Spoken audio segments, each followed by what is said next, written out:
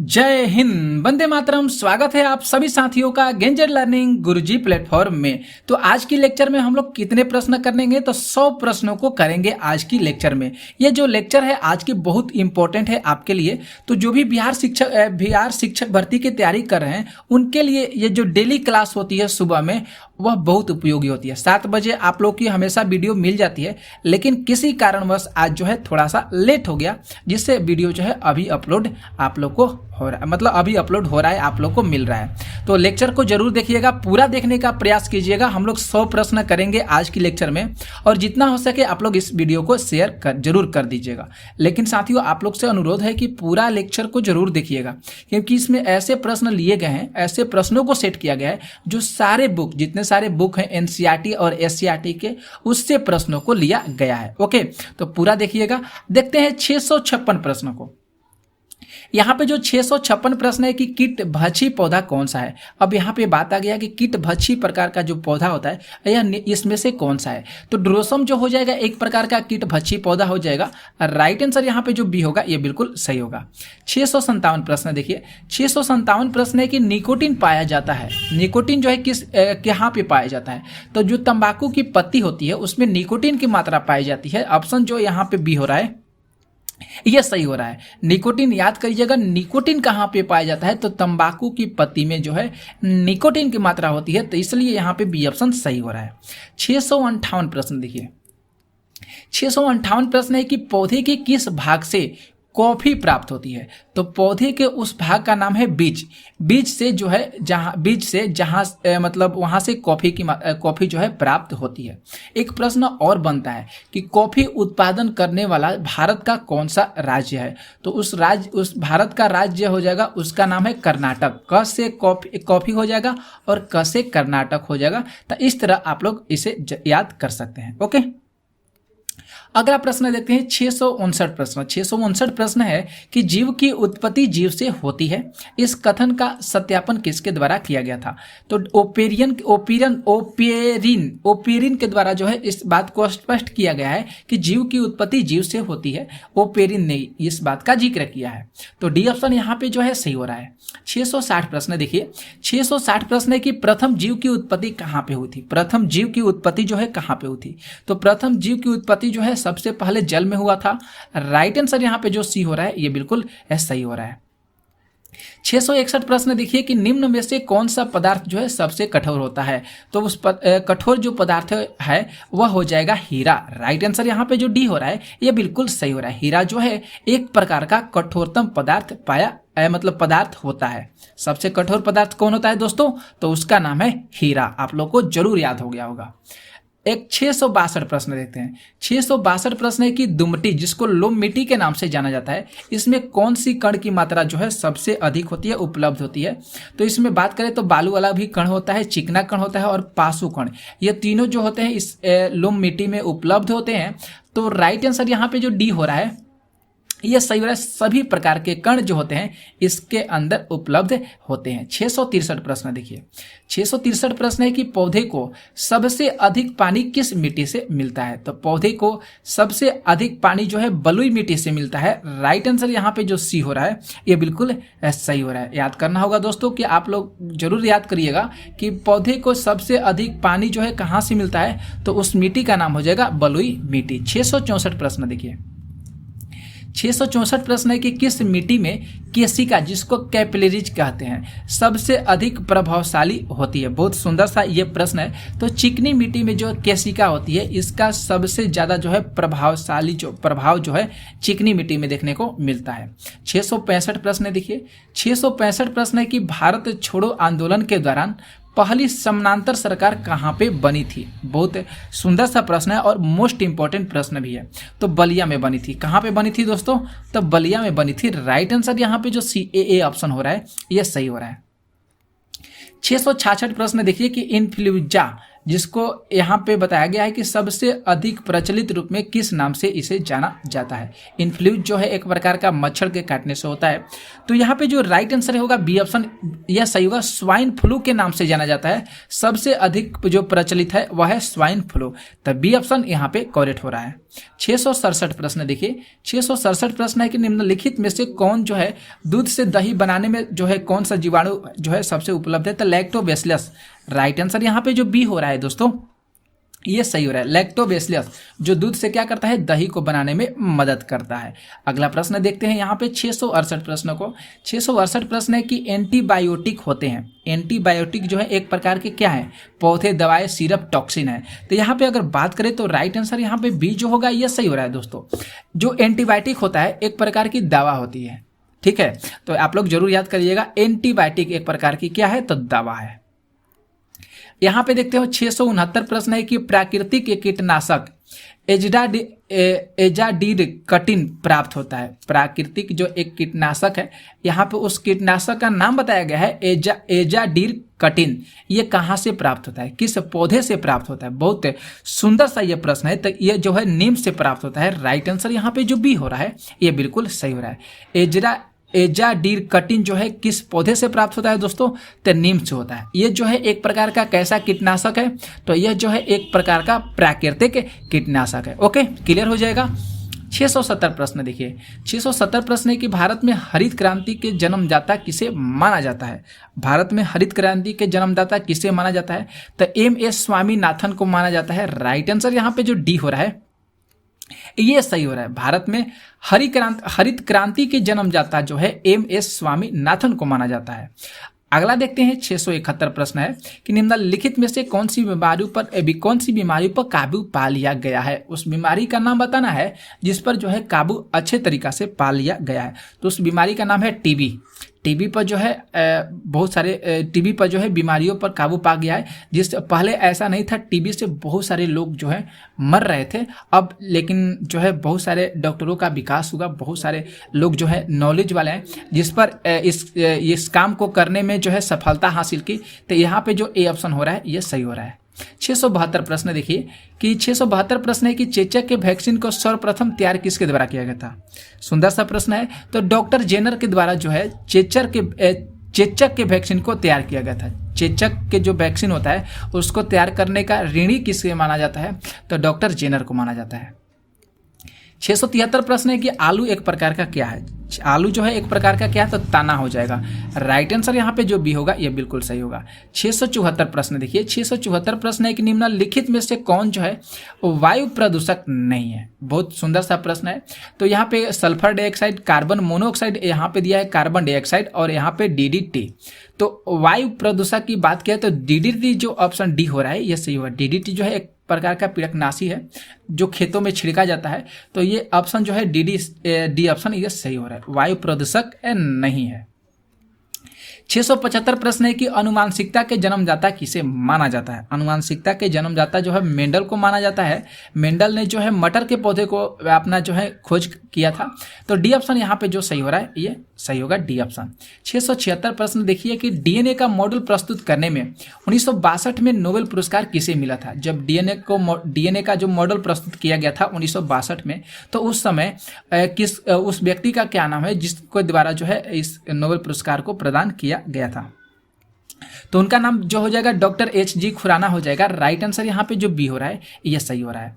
677 प्रश्न देखिए कि श्वेत क्रांति का अर्थ क्या चीज है। श्वेत क्रांति का अर्थ क्या है, तो श्वेत क्रांति का अर्थ है कि डेयरी का संघनन विकास। डेयरी का संघनन विकास जो है ये जो है श्वेत क्रांति के अर्थ को स्पष्ट करता है। 678 प्रश्न देखिए, 678 प्रश्न है दोस्तों कि बंबई में हुए 1904 कांग्रेस अधिवेशन की अध्यक्षता किसने की थी। बहुत सुंदर सा प्रश्न है, बहुत इंपॉर्टेंट भी प्रश्न है। तो सर हेनरी कॉटन के द्वारा जो है 1904 कांग्रेस अधिवेशन की अध्यक्षता किया गया था। डी ऑप्शन यहाँ पे जो है ये सही हो रहा है। ओके, अगला देखते हैं 679 प्रश्नों को। यहाँ पे दोस्तों जो 679 प्रश्न है कि लॉर्ड इरविन के द्वारा शारदा कानून किस वर्ष पास किया गया था। बहुत सुंदर सा ये भी प्रश्न है, लॉर्ड इरविन के द्वारा शारदा कानून जो है किस वर्ष पारित किया गया था। तो 1930 में पारित किया गया था। राइट आंसर यहाँ पे जो ए हो रहा है ये सही हो रहा है। 680 प्रश्न देखिए दोस्तों, यहाँ पे जो 680 प्रश्न है कि निम्नलिखित में से किसने मैजनी एवं गैरीवाल्डी की जीवनी उर्दू में लिखकर जनमानस में चेतना उत्पन्न की। बहुत सुंदर सा प्रश्न है दोस्तों। तो यहाँ पे किसके द्वारा इस चेतना को है उत्पन्न किया गया था, तो उनका जो नाम हो जाएगा ऑप्शन सी, वीर सावरकर के द्वारा। सी ऑप्शन यहाँ पे जो है ये सही हो रहा है। वीर सावरकर ने ही मैजनी और गैरीवाल्डी की जीवनी जो है उर्दू में लिखकर इनको जनमानस के चेतना से उत्पन्न किए थे। वीर सावरकर, ऑप्शन सी यहाँ पे सही हो रहा है। 681 प्रश्न देखिए, 681 प्रश्न है कि 1906 में किसने वंदे मातरम नामक दैनिक का प्रकाशन जो है प्रारंभ किए थे। 1906 में वंदे मातरम दैनिक पत्र का जो है प्रकाशन किया गया था। किसके द्वारा किया गया था दोस्तों, तो श्री अरविंद के द्वारा किया गया था। राइट आंसर यहाँ पे जो सी हो रहा है ये बिल्कुल सही हो रहा है। सी ऑप्शन याद करिएगा, श्री अरविंद के द्वारा किया गया था। 682 प्रश्न देखिए, 682 प्रश्न है दोस्तों कि तत्वबोधिनी समाज की स्थापना किसके द्वारा किया गया था। तत्वबोधिनी समाज की स्थापना जो है देवेंद्रनाथ टैगोर के द्वारा किया गया था। डी ऑप्शन यहाँ पे जो सही हो रहा है, डी ऑप्शन यहाँ पे सही हो रहा है। देवेंद्रनाथ टैगोर के द्वारा जो है तत्वबोधिनी समाज की स्थापना किया गया था। 683 प्रश्न है कि स्वामी विवेकानंद को राष्ट्रीय आंदोलन का आध्यात्मिक पिता कहकर किसने संबोधित किया था। किसको, तो स्वामी विवेकानंद को राष्ट्रीय आंदोलन का आध्यात्मिक पिता कहकर किसने संबोधित किया था। बहुत सुंदर सा ये प्रश्न है दोस्तों, सुभाष चंद्र बोस ने किया था। किसने किया था, तो सुभाष चंद्र बोस ने। ओके, तो डी ऑप्शन जो है यहाँ पे सही हो रहा है। अगला प्रश्न देखते हैं 684 प्रश्न। 684 प्रश्न है दोस्तों कि जन जागरण मंच की स्थापना मई 1937 में कहाँ की गई थी। तो यहाँ पे जो ऑप्शन बी होगा बड़ौदा में किया गया था। बी ऑप्शन यहाँ पे सही हो रहा है। जन जागरण मंच की स्थापना कहाँ पे किया गया था, बड़ौदा में किया गया था। कब किया गया था, तो 1937 ईस्वी में किया गया था। 685 प्रश्न देखिए, 685 प्रश्न है कि बंगाल नामक समाचार पत्र के संपादक कौन थे। बंगाल नामक समाचार पत्र के संपादक कौन थे, तो सुरेंद्रनाथ बनर्जी थे। सी विकल्प जो है यहाँ पे सही हो रहा है। कौन थे दोस्तों, तो सुरेंद्रनाथ बनर्जी थे। ओके, 686 प्रश्न देखिए, 686 प्रश्न है कि लॉर्ड माउंटबेटन ने किस भारतीय नेता को वन मैन बाउंड्री फोर्स कहकर संबोधित किया। वन मैन बाउंड्री फोर्स कहकर जो है इनको संबोधित किया गया है। कौन है, तो बात करें तो ऑप्शन बी सही होगा। महात्मा गांधी को वन मैन बाउंड्री फोर्स कहकर संबोधित किया गया है लॉर्ड माउंटबेटन के द्वारा। 687 प्रश्न देखते हैं। 687 प्रश्न है कि लायंस की खाड़ी कहाँ पे स्थित है, किस देश में स्थित है। तो लायंस की जो खाड़ी है यह फ्रांस में स्थित है। यहाँ पे बी ऑप्शन जो है ये सही हो रहा है। लायंस की खाड़ी कहाँ पे स्थित है दोस्तों, तो फ्रांस में स्थित है। 688 प्रश्न देखिए, 688 प्रश्न है कि पोर्ट ऑफ प्रिंस किससे संबंधित है। पोर्ट ऑफ प्रिंस जो है ये किससे संबंधित है, तो ये हैती से संबंधित है। राइट आंसर यहाँ पे जो डी हो रहा है ये सही हो रहा है। किससे संबंधित है दोस्तों, तो हैती से संबंधित है। 689 प्रश्न देखिए, 689 प्रश्न है कि गहरा सागरीय भाग समाहित करता है। गहरा जो सागरीय भाग होता है ये अपने अंदर किसको समाहित करता है, तो इसे समाहित करता है, ऊर्जा को समाहित करता है। राइट आंसर यहाँ पे जो ए हो रहा है ये सही हो रहा है। 690 प्रश्न देखते हैं। 690 प्रश्न है कि आंध्र महासागर में अमेजन नदी गिरती है। आंध्र महासागर में अमेजन जो नदी है गिरती है, यह 0 डिग्री अक्षांश के पास से जो है ये नदी गिरती है। तो राइट आंसर यहाँ पे जो ए हो रहा है ये सही हो रहा है। ओके, 691 प्रश्न देखिए, 691 प्रश्न है कि भारत में प्रथम उर्वरक कारखाना कब स्थापित किया गया था। भारत में प्रथम उर्वरक कारखाना जो है स्थापित कब किया गया था, तो 1906 में किया गया था। राइट आंसर यहाँ पे जो ए हो रहा है ये बिल्कुल सही हो रहा है। 692 प्रश्न को देखिए, 692 प्रश्न है कि 10 डिग्री चैनल मध्य में स्थित है। 10 डिग्री चैनल के मध्य में कौन सा स्थित है, तो यहाँ पे बात करें तो ऑप्शन बी सही होगा। अंडमान एवं निकोबार के उत्तरी एवं दक्षिणी द्वीपों के 10 डिग्री चैनल मध्य में स्थित है। तो यहाँ पे बी ऑप्शन यहाँ पे सही हो रहा है। 693 प्रश्न है कि रावत भाटा ऊर्जा प्लांट किससे संबंधित है। बहुत सुंदर सा ये प्रश्न है, रावत भाटा ऊर्जा प्लांट जो है किससे संबंधित है। तो ये संबंधित हो जाएगा अणु ऊर्जा से संबंधित हो जाएगा। ए ऑप्शन जो है बिल्कुल यहाँ पे सही होगा। 694 प्रश्न देखिए, 694 प्रश्न है कि निम्न में से कौन जो है महानदी की सहायक नदी नहीं है। महानदी की बात किया तो इसकी सहायक नदी इसमें चारों विकल्प में से कौन सी नहीं होगी। तो चारों विकल्प में से बात करें तो हसदेव जो हो जाएगा, ये महानदी की सहायक नदी जो है नहीं है। तो सी ऑप्शन यहाँ पे सही हो रहा है।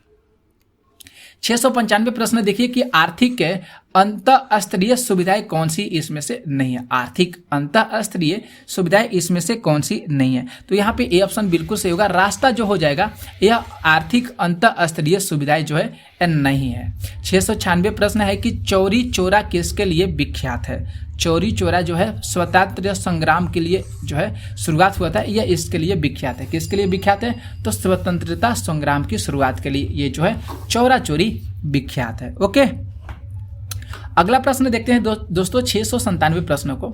यहाँ पे जो 697 प्रश्न है कि भारत के राष्ट्रपति का नाम बताइए जो बिहार में पैदा हुए थे। बहुत सुंदर सा प्रश्न है दोस्तों, आपके स्क्रीन पर बहुत सुंदर सा ये प्रश्न आ गया है कि भारत के राष्ट्रपति का नाम बताइए जो बिहार में पैदा हुए थे। तो उनका नाम है डॉक्टर राजेंद्र प्रसाद। ऑप्शन जो यहाँ पे सी ए हो रहा है ये बिल्कुल सही हो रहा है। कौन थे दोस्तों, तो डॉक्टर राजेंद्र प्रसाद। 698 प्रश्न देखिए कि लखनऊ के ऐतिहासिक मकबरा इमारत को किसने बनवाया था।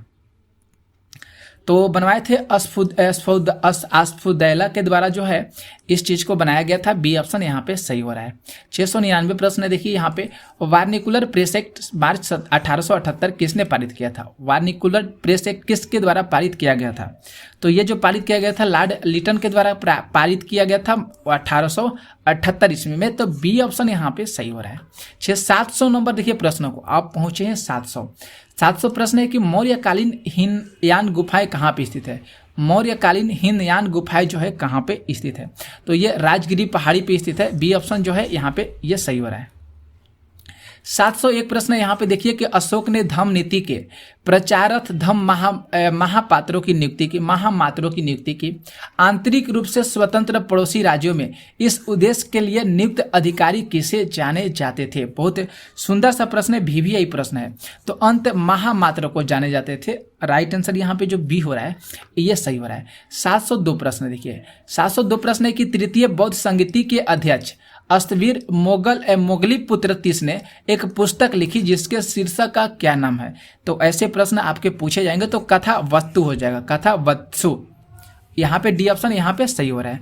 अगला प्रश्न देखिए 703 प्रश्न को। 703 नंबर प्रश्न है कि बिहार में चंपारण सत्याग्रह के लिए महात्मा गांधी को किसने आमंत्रित किया था। बहुत सुंदर सा ये प्रश्न है दोस्तों।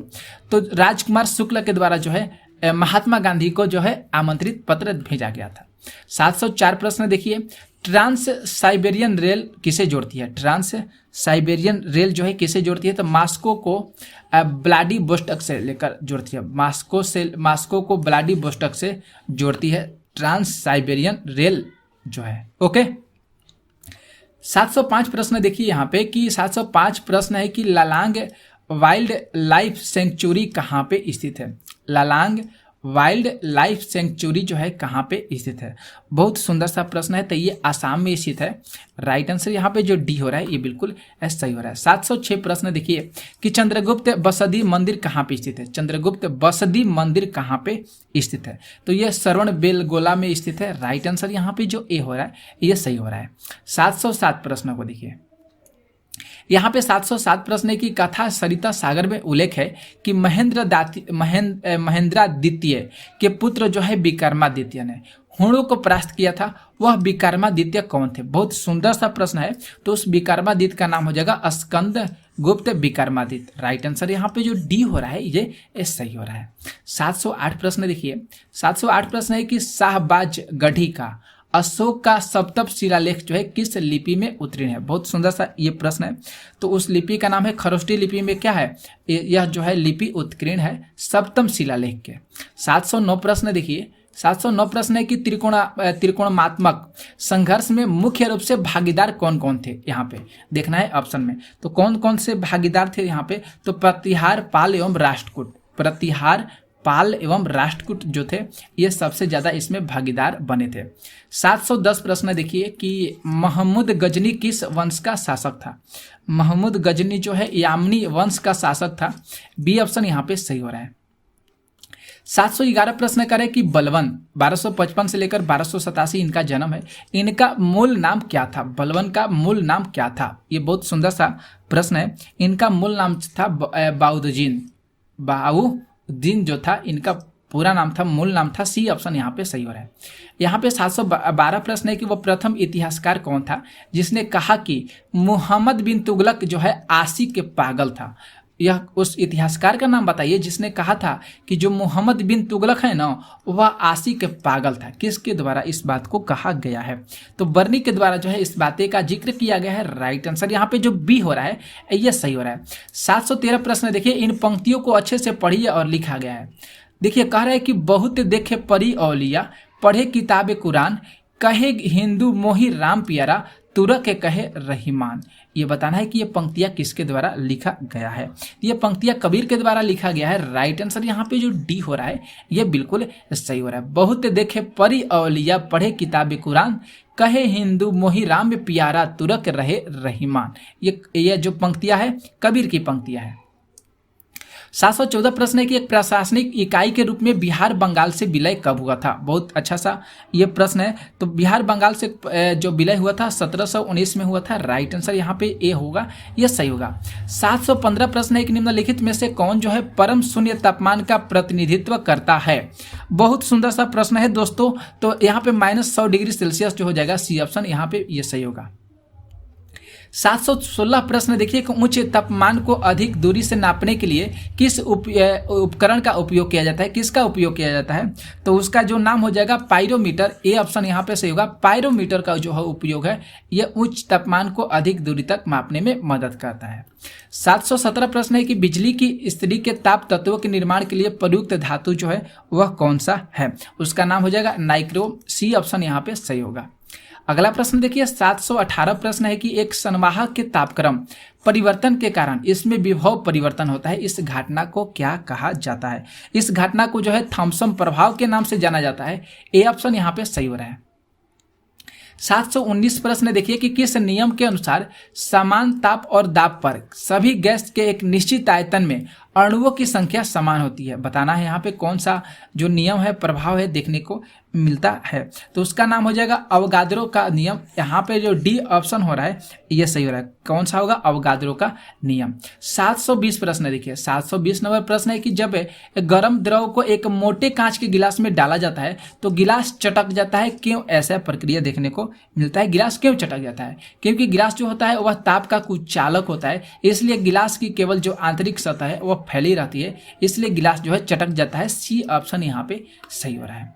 721 प्रश्न देखिए, बहुत सुंदर प्रश्न है ये। 721 प्रश्न है कि गर्मियों में सफेद कपड़े पहनना ज्यादा आरामदायक होता है, क्यों ऐसा होता है। तो गर्मियों में सफ़ेद कपड़ा इसलिए पहना जाता है क्योंकि उस पर पड़ने वाले जो टेम्परेचर होते हैं उस कपड़े को जितना हो सके उसको परावर्तित कर सके, अवशोषित कर सके। सी ऑप्शन यहाँ पे सही हो रहा है। उन पर पड़ने वाले जो टेम्परेचर हो सके उसको परावर्तित कर सके।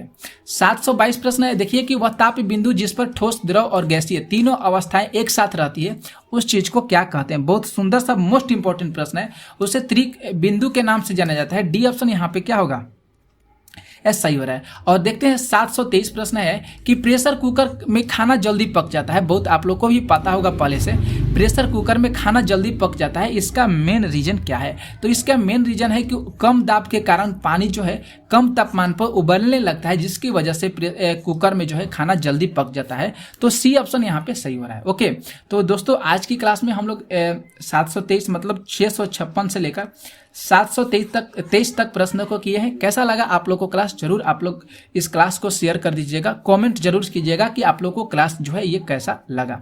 जितना हो सके आप लोग शेयर कीजिएगा। तब तक आज के लिए हमको धन्यवाद मतलब इजाज़त दीजिए। मिलते हैं नेक्स्ट वीडियो में कुछ ऐसे ही धांसू और महत्वपूर्ण प्रश्नों के साथ। तब तक के लिए आपको दिल से जय हिंद, जय भारत।